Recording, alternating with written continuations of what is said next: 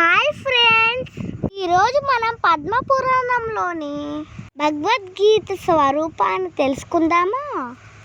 శ్రీ మహావిష్ణువు భగవద్గీతలో తన స్థితిని ఏ విధంగా చూడాలో లక్ష్మీదేవికి తెలియచేశారు.